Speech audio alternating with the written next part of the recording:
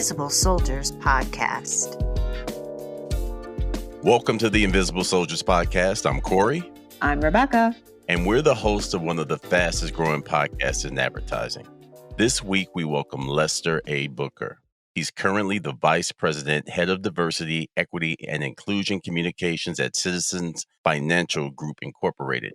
He has a background in sports and entertainment, as well as marketing and communications. In 2021, the Michigan Chronicle recognized him as a Men of Excellence honoree. Lester, my brother, welcome to the pod. Thank you, Corey. I feel good, bro. Don't that feel good, right? It does. I appreciate the love. I'm honored to be here. I think we all need a big introduction, like once a week. We just need to be introduced somewhere. Yeah, with some theme music. Exactly. Sometimes, you hear all that, you'd be like, who they talking about? They ain't talking about Who me. that? Right. But no, I appreciate it. I'm honored to be on here and, excited for the conversation. Blessed beyond measure. Hopefully, something I says, impacts somebody and impacts, I say it for myself so I can encourage myself at the same time. So. Right. That's what's up. Real talk. Yes. Well, Lester, let's jump into it. And I'm so happy you're here. Lester and I go all the way back. So Yes, I'm we do. excited. I'm so excited to bring forward your journey. I think it really will help so many people to see what's possible. And we look forward to hearing about what's going on and what's happening in the future. But what I know is that one of your passion points that you and I share, and what a lot of the guests that come on our show, our desire is to use our platform in corporate America to help African Americans or Blacks, whether it's mentorship, recruitment, education, representation. Throughout your career, you seriously have shown a strong connection to the community, whether it's at work, whether it's at school, church, all of the things. You really are connected to the community and are a leader. Can you talk about your background a bit and give us an understanding about where this passion comes from? Sure. No, and thanks, Rebecca. For me, at the end of the day, I'm, as I always say, blessed beyond measure. I come from humble beginnings. I grew up on the east side of Detroit.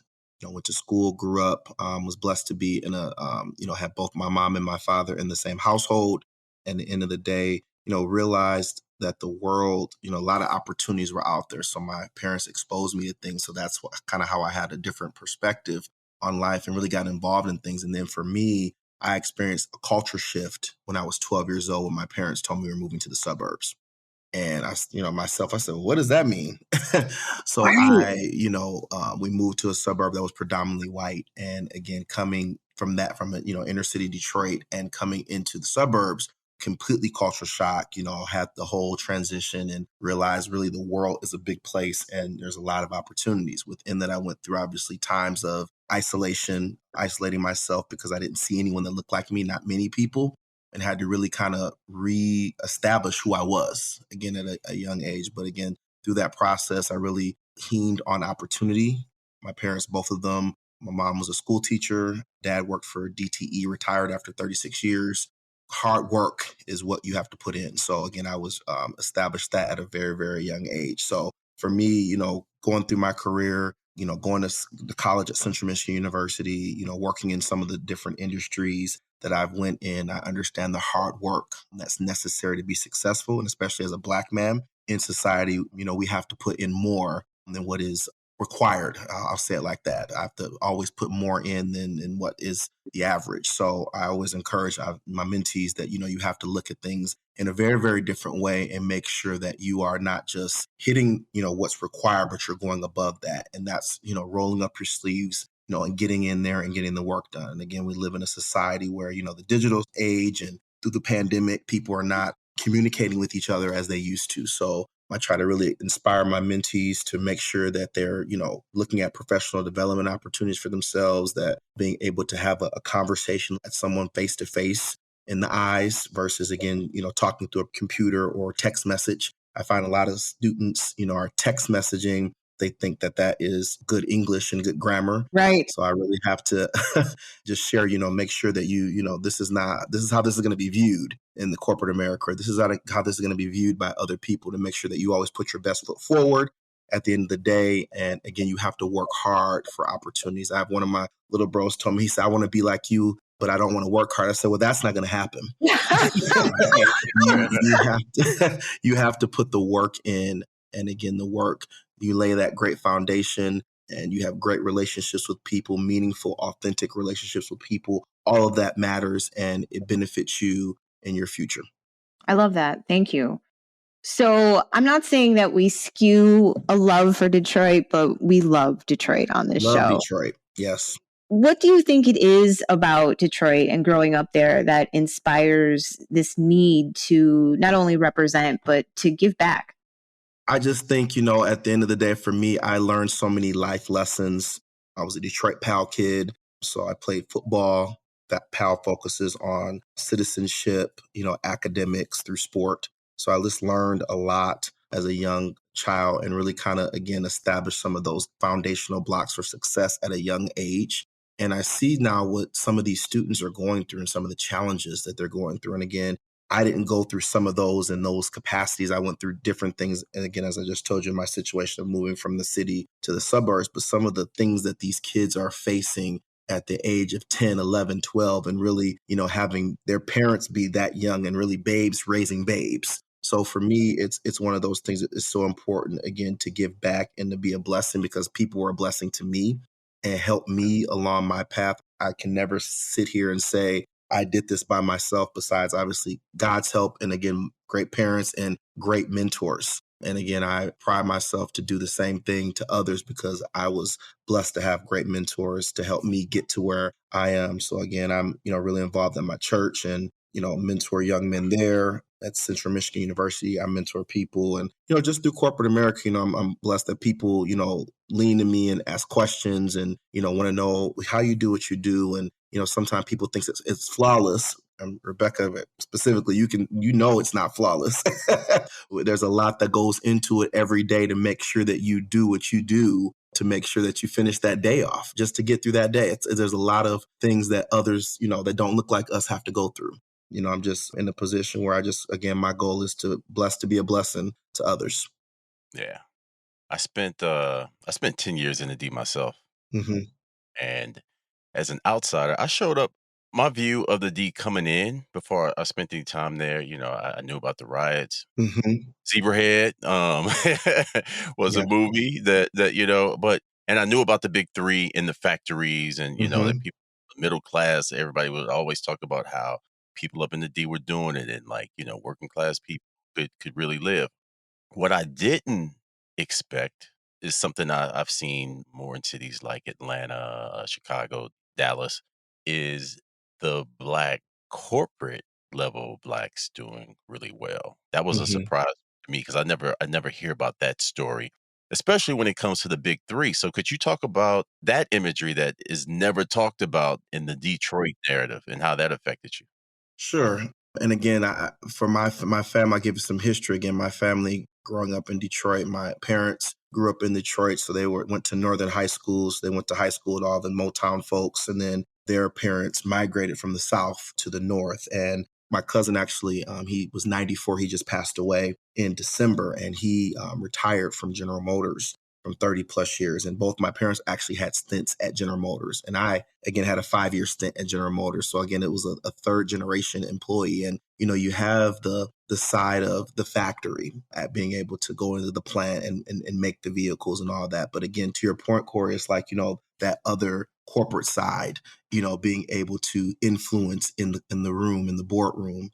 And again, I had a great opportunity to do that. And again, I was on the agency side of General Motors for 2 years. That's where Rebecca and I met. So again, having 7 years in with General Motors, and then before that, having 2.5 years, almost 3 years in with Ford, almost a decade in automotive within the corporate side, being in spaces where I'm the only one that's in the room. And again, you speak up or you shut up, when there's time to represent the culture and stand up for what's right and what's wrong and making sure that, you're putting your best foot forward. So again, during that decade of my life, I was leaning on my family's legacy, at the end of the day, and being in these spaces to be able to really influence and educate and empower people really from a DE&I perspective and utilizing marketing and communications on some of GM's largest platforms. So again, a great time for me. And again, I think at the end of the day, as we look at some of the statistics and we look at by 2044, there's supposed to be more multicultural folks, people of color than the majority of white folks now. How are we making sure that there's a pipeline of Black talent? In this conversation specifically, how are we making sure that pipeline of Black talent, number one, has access and understanding that, you can do all kinds of roles. Again, sometimes society makes us think that there's one role that you have to do as a Black person, but there's a whole scope of opportunities within all of these different spaces, and specifically automotive, so many opportunities. So again, I still do this now, my mentees that are there, but still making sure that there's a pipeline in corporate America, that you're, advocating for the change inside of your organization. You're making those connections. You're connecting people for internship opportunities. You're connecting them for open full-time positions in the organization, because again, the world is changing as we see every day. But again, how are we making sure specifically like Black talent are not left behind? Wow. That was a word, man. It weighs on me because again, you sit in rooms where, like myself, I'm the highest ranking, Black man within the function I work in communications at Citizens Bank. So again, how are we looking at opportunities to bring more talent into the organization? How are we, myself personally, those folks that I know in the city, those people I know that go to my church, how am I looking at opportunities for them in different spaces? And again, utilizing my voice to make a difference and showcase, the importance of diversity, equity, inclusion, not just as the flavor of the month, but it's good for business, number one. And then, at the end of the day, that diversity of thought really kind of helps really create the innovation and the fresh flowing of ideas that any corporation needs to propel forward. Let's talk about your current position a bit. VP, Head of Diversity, Equity, and Inclusion Communications. On the show, we love to demystify big titles, strong titles for our audience. Can you break down the type of responsibilities, tasks that kind of come with your role?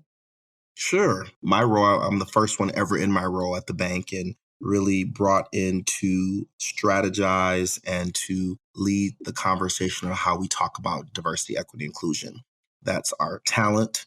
That's looking at the investments that we're making in talent, bringing in that diverse pipeline of talent that I was talking about. That's our culture. So we have business resource groups, how they're doing programming to really help create the inclusive culture that we want at the organization. So I help them communicate different initiatives, events. We also have a learning journey that we've been on where everyone is required to take a DE&I related training. So I help with all the communication strategies there with that. And then the marketplace. So again, all of our things that we're doing in the community from a DE&I perspective at underserved communities, we've made investments. We had a social equity commitment that's still ongoing of $10 million. So how are we talking about that internally and externally? And then I really support several of our leaders to make sure when a crisis happens, we activate the right plan and strategy of how we want to and communicate with our colleagues internally, how externally, if we decide we want to make a statement, what we do there.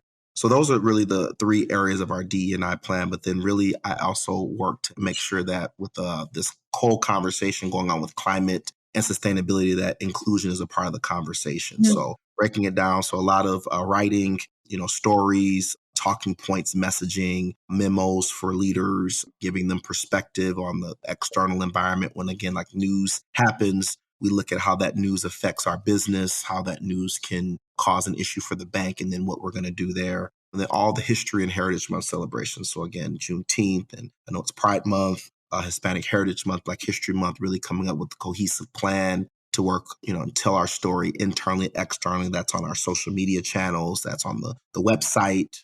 That's through earned media, and then internal channels as well. I love that.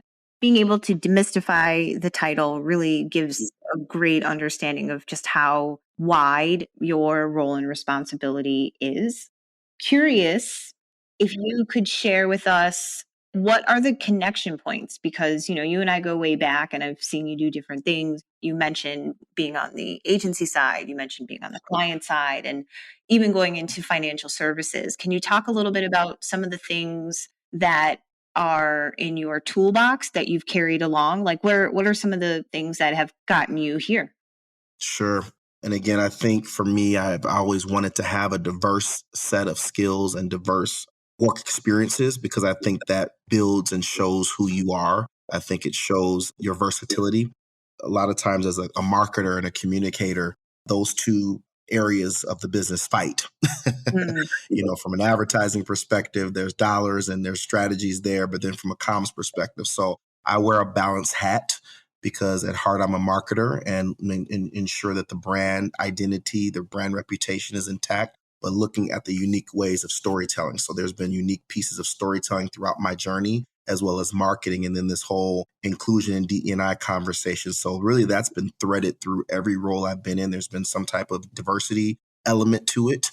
And then coming into, leaving the automotive industry after, nearly 10 years into this whole financial services sector has been very interesting because, again, there's been such a hone in through COVID, with the digital divide, also, with underserved communities not having the resources and access that other communities have. So coming into this role really, allowed me to see that and be able to help influence in my capacity those things, which again, going back to what you shared, earlier on, I'm all about the community. So being able to look at some of our communities and seeing how underserved they are and how, COVID happened. And again, I'll share this with you. This was mind blowing to me. When COVID happened, 70% of Black and brown families did not have $800 in their checking accounts or savings accounts.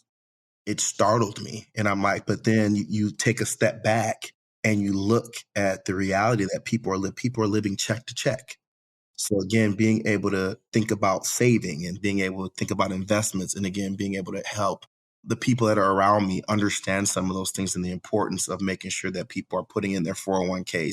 In our community, we don't talk about that. If you look at even when certain people in the African American community pass away, there's always a scramble to GoFundMe's. There's a scramble to get things handled. We have to, again, people can do what they want to. I'm not saying one way or another, but you have to go cremate versus burial, or there's not enough money to bury this person. We have to, do all these things. And all those things can be avoided when it comes with planning and making sure that things are in order. So, those are things in life lessons I'm sharing, and look at myself in my own life. And I hold myself to a very high standard. So I'm 37. I turned 38 in a couple months. And again, I'm looking at, 40, like what is it going to be, when I hit 40, am I going to make sure that some of these things are in order? Life is short and we don't know what tomorrow brings. So again, making sure that we do our best to invest our money smart, to save our money, to look at, different ways to make money, entrepreneurs and all kinds of things. And so those are some of the lessons I've learned through this role in financial services.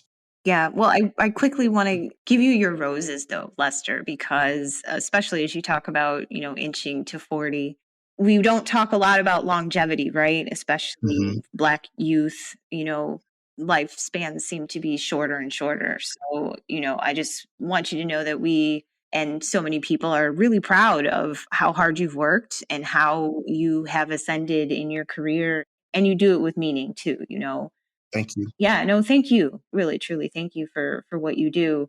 Would love to know, just a quick follow up in 2023, what do you think the biggest hurdle for you when it comes to DEI initiatives? What are some of the new solutions that you're working on to, advance this movement? I feel that some organizations have stalled. They don't know what to do. Can you talk a little bit about kind of what the future is and what are maybe some of you see the needle moving someplace? Sure. I think it's very, very important, to practice what you preach. We say that all the time. So I think, as brands, 3 years after the George Floyd situation, we had the Terry Nichols situation earlier this year. You have all this, injustice and again, systemic racism that's still going on in America. There is a cause still to ensure that DE&I is at the center of the organization. So again, you've had a plethora of different things going on right now. Some companies are pushing the gas still. Some companies have flatlined. Some companies have went down. So again, it's really, really important because all the stakeholders are watching. The media are watching. Shareholders are watching. What you're doing. And one of the things I always preach about, at Citizens is making sure that we're distinct and that we're showing up in an authentic way, because members of the community can tell when you're not being authentic. You're putting a front on that may not necessarily be reality. So it's very, very important that you utilize an authentic voice and an authentic tone in everything that you're doing. That's kind of what I'm seeing right now. I think that, there's continues to be opportunity to make sure that DE&I is the center and a business objective for all of these organizations, from financial services to automotive to tech, that it's part of the DNA of the organization. As I was saying before, as the population continues to shift, there's going to be a really big push to make sure that you have the right talent in the organization to really give you that perspective. And again, that's diverse talent. Again, like I said, 2044, there's going to be multicultural audiences are the majority. There's a race right now going. So again, how are organizations doing that, and how are organizations also making sure that the creative that they have in the marketplace, the spots, the advertising, that the experience overall is an experience that portrays inclusion and portrays a sense of belonging.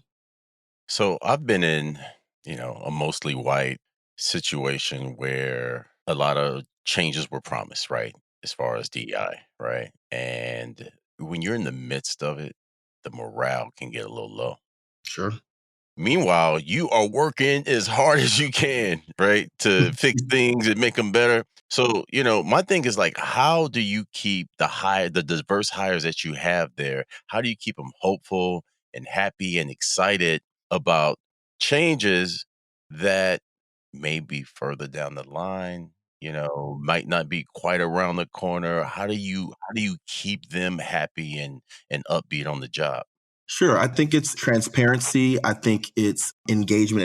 It's the culture. So again, if from a leadership perspective, making sure that the culture is a culture of inclusion where I feel a sense of belonging. I feel that I can be my authentic self. I feel that there's opportunity for growth. I feel that there's career mobility within the organization. There's autonomy for me to do my job. Those are the things that, are keeping diverse talent in organizations. I think also, again, big thing is, volunteerism, opportunities to give back to the community. All of those, there's research now that shows all of the Gen Z generation, they will turn down offers to work at organizations that do not thrive within the DE&I, the environmental and sustainability space, as well as the community space. So how are you making sure all those elements are available, and then learning and the opportunity to grow?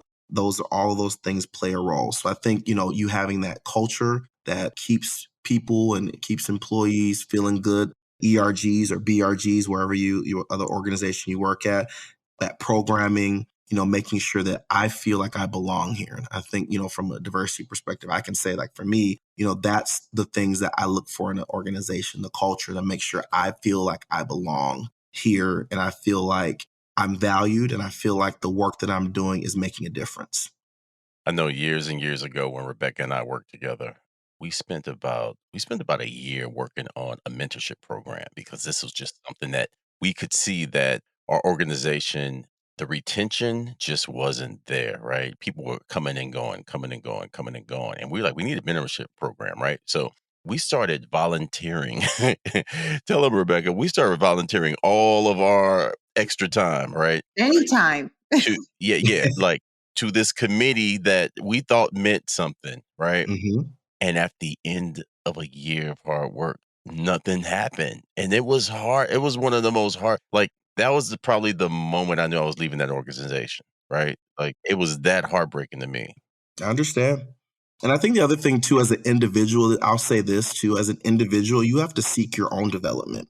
If, something that you're seeing is not within the walls of your organization, you're responsible for your career and you're responsible for your personal development. So there's a lot of things and a lot of resources outside of the workplace that I always take advantage of. Conferences. I love the Congressional Black Caucus Annual Legislative Conference. That's a conference I've been going to since 2015. I go and I'm full.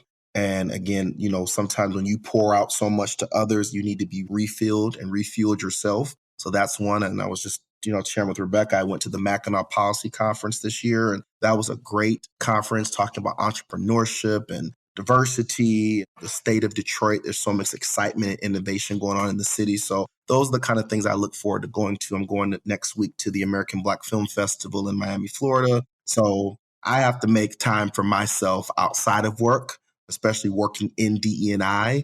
It's a labor of love. So you have to make some time to, really refuel And then, being able to be taught and have conversations like this helps me, of course, as well. And being able to engage with people who really understand the day to day and understand kind of the importance of driving this work forward. I love it. I love it. And Lester, you and I met way back in 2014 when you were at Jack Morton. Isn't that 2014. crazy? Yes. Man, Crazy. and since that time, you just continue to grow and grow and grow. I would love to hear about how you fuel yourself to do that. And also, have you been in the right place at the right time? I was telling Corey that when I was filling that position and I was recruiting you, you were truly one of the most prepared candidates. And I swear, I tell this story to everybody. He came in, Corey, he had this was back in the day when you were doing a resume. It was like a trifold navy blue. I remember this folder. It had his initials on the front, like embossed. The resume was perfect. This brother came in with a 3-piece suit. Okay. What? I was blown away. And you were just so prepared. Can you talk about the importance of preparation when it comes to success in your roles? Absolutely. And again, it's something I've learned from my parents. You have to prepare for where you're going. And again, that job, I wanted that job. I didn't take the opportunity for granted. I think sometimes people take things for granted. And I wanted to come in there and show you and the rest of the Jack Morton leadership team, I want this role. I'm your guy. I want to be here. I want to work for this company. I want to grow here. It's so important to make sure, when you're seeking out opportunities, making sure that you know about the company, know about who you're interviewing with. I'm old school. So again, I have printouts of my resume. And a lot of times people will send things digitally. That's fine. But I'm old school. I have a printout and even just resources or things, other projects I've worked on, making sure that, you prepare for questions and you think about your answers and thinking about your work experiences and how you want to tell your story. It's your story to tell. So again, take the time to make sure that you are telling the story in the best light that you can get that job. And again, like I said, I think you have to really roll your sleeves up, get that work in and prepare. Don't just get an interview and say, okay, I'm good enough. I don't need to prepare. And again, even to this day, my current role, I prepared for these conversations to meet with some of these leaders. And again, I take it personal too. It's not just about me. I'm representing the culture. We're representing the culture everywhere we go. And there's so much bad representation of the culture. I have the opportunity, and others do as well, to represent the culture in a positive way where folks step away and say, wow, versus what they see on TV and think that all Black people conduct themselves a certain way. No, we're successful, we're smart, we're intelligent, just like other people that don't look like us.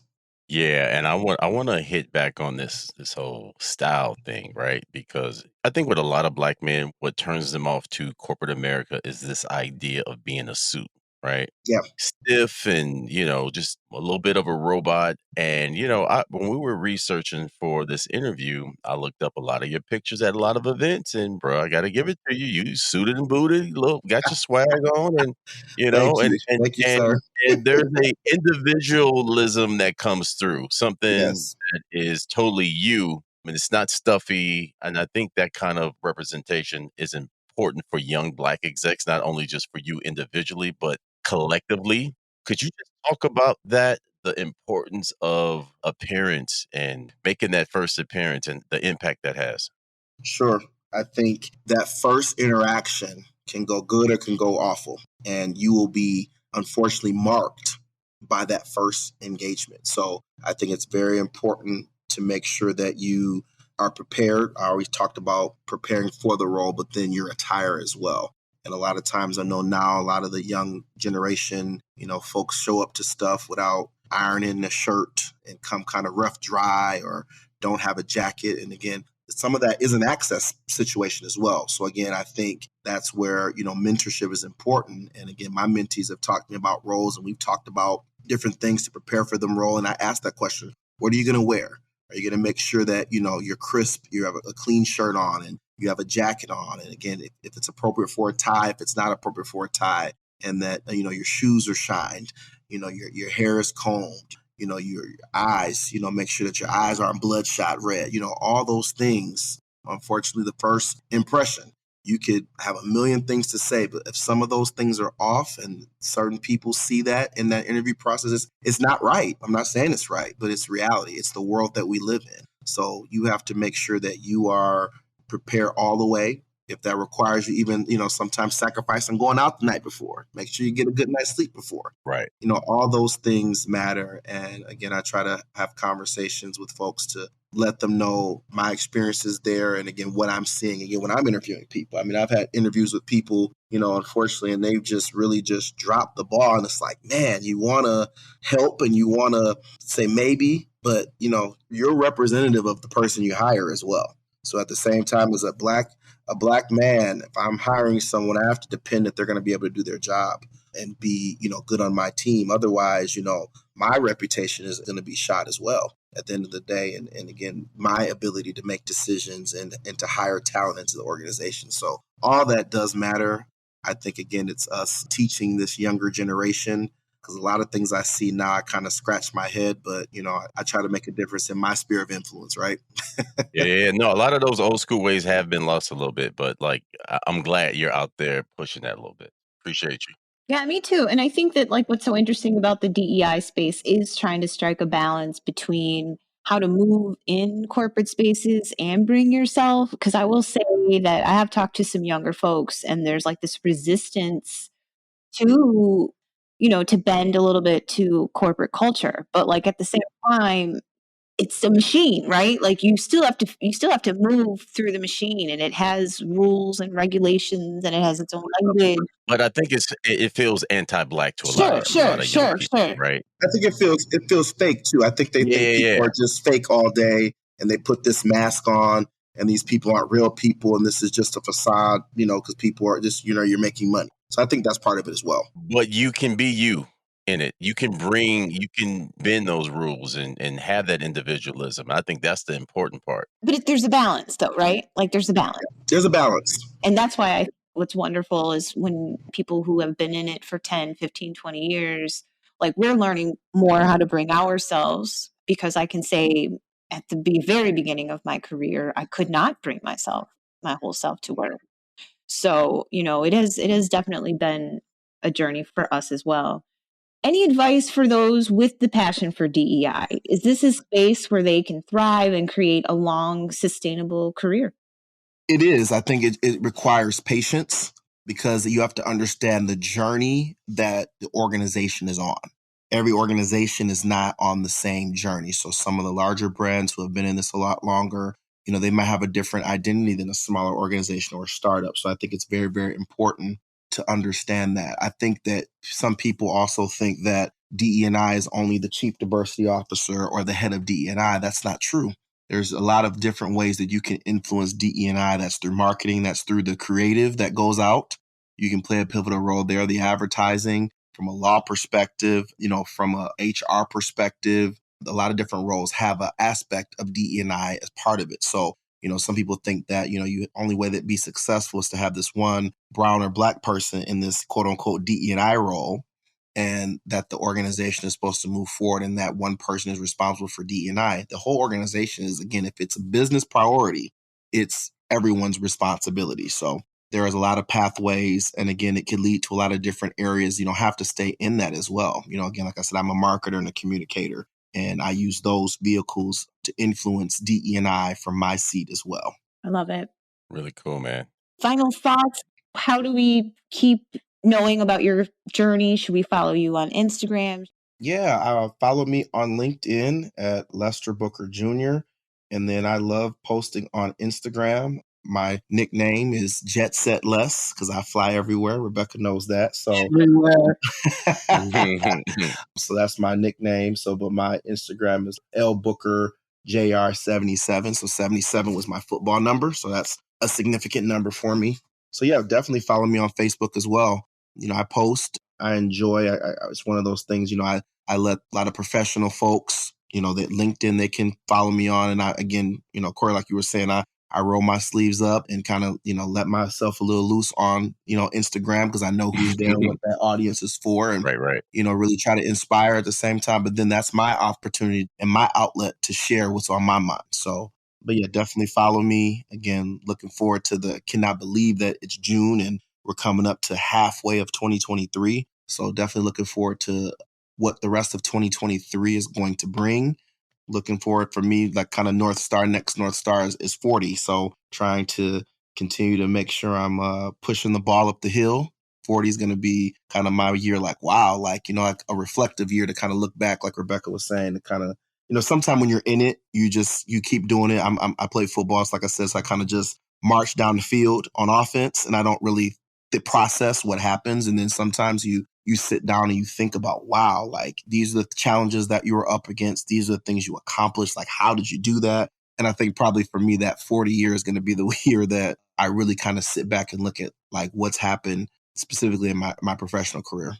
It's definitely a real marker, and it makes you slow down for a minute and think about, what's next, what you want to achieve. But you're off to a great start. Thank you. We appreciate you. We will be following you, and continue blessings.